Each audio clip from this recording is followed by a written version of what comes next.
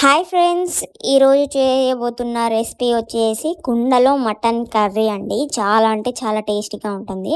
పాతకాలపు వాళ్ళు కుండల్లోనే వండుతారండి. అందుకే వాళ్ళ కర్రీస్ అంత టేస్టీగా ఉంటాయి. ఈరోజు మనం వాళ్ళ స్టైల్లో అయితే వండుదాము.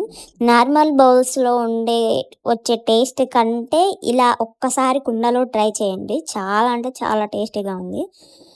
ఇప్పుడైతే రెసిపీలోకి అయితే వెళ్ళిపోదాం. ముందుగా కుండ వెంటనే హీట్ ఎక్కదండి. ఒక 5 మినిట్స్ అలా పెట్టేసి లో ఫ్లేమ్‌లో పెట్టేసి అది హీట్ అయ్యేదాకా ఉంచుకోండి. దాని తర్వాత 2 టేబుల్ స్పూన్ ఆయిల్ పోసుకొని పచ్చిమిర్చి, సన్నగా తరుపుకున్న ఆనియన్ వేసుకున్నాను ఒకటి. దాని తర్వాత అల్లం వెల్లుల్లి పేస్ట్ అండి వేసుకొని, తర్వాత హోమ్‌మేడ్ స్పైసెస్ వేసుకోండి. దాని తర్వాత కాజు వేసుకోండి. కాజు వేసుకోవటం వల్ల చాలా టేస్టీగా ఉంటుంది. గ్రేవీ కూడా బాగా వస్తుంది. అందుకని నేను కాజు కూడా ఎక్కువ వేసుకున్నాను. నేను ఇక్కడ స్టీల్ గెరట పెట్టలేదండి. ఇట్లా స్టీల్ గెరట పెడితే సైడ్లు తగిలేసి మట్టి వస్తుందని చెప్పేసి నేను ఇలా చెక్కదైతే తీసుకున్నాను. దాని తర్వాత షాజీరా వేసుకొని తిప్పుకోండి. అదే చేత్తో కొంచెం కరివేపాకు వేసుకొని కలుపుకోండి. చాలా బాగుంటుంది. కరివేపాకు వేస్తే కూడా హెల్త్కి మంచిది కదా, అందుకని నేను కొంచెం వేసుకున్నాను. దాని తర్వాత క్లీన్ చేసి పెట్టుకున్న మటన్ అయితే వేసుకున్నానండి.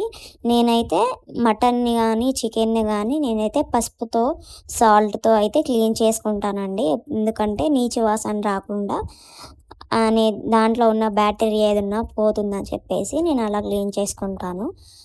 అలా మటన్ వేసుకున్న తర్వాత కొంచెం పైన తిప్పుకోండి. మరీ లోతుగా తిప్పొద్దు, అప్పుడే పైన తిప్పేసుకోవాలి. తిప్పుకున్న తర్వాత ఒక మూత పెట్టేసుకోండి. నేను మట్టిదే పెట్టేశాను. మూత పెట్టేసి ఒక 6 నుంచి 7 నిమిషాల వరకు లో ఫ్లేమ్లో కుక్ చేసుకోవాలండి. చూసారా వాటర్ ఎలా పైకి తేలాయో, అలా పైకి తేలేదాకైతే లో ఫ్లేమ్లోనే బాయిల్ చేసుకున్నాను.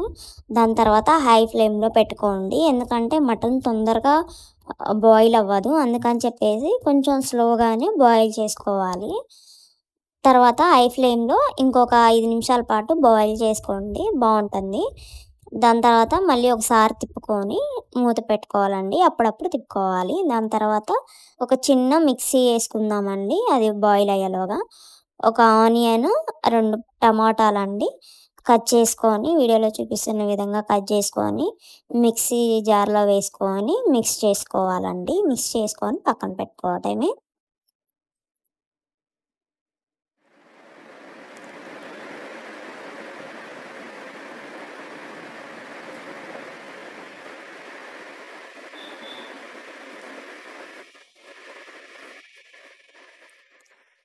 అలా మిక్సీకి వేసుకొని పక్కన పెట్టుకున్న తర్వాత చూద్దాము మటన్ ఎలా బాయిల్ అయిందో.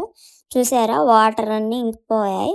అందుకని ఇంకొంచెం ఒక హాఫ్ గ్లాస్ వాటర్ అయితే పోసేసి మళ్ళీ మూత పెట్టేసి హై ఫ్లేమ్లో ఒక 10 నిమిషాలు అయితే బాయిల్ చేసుకుంటున్నానండి.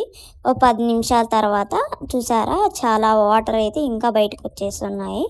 అలా ఉన్న టైంలో మనం ముందుగా మిక్స్ చేసి పెట్టుకున్న పేస్ట్ని అయితే వేసేసుకుంటున్నాను. ఆనియన్ టమోటా పేస్ట్ అయితే వేసుకొని ఆ పేస్ట్ అంతా మటన్కి బాగా పట్టేదాకా అయితే కలుపుకోవాలండి. అప్పుడే టేస్ట్ ఇంకా బాగుంటుంది.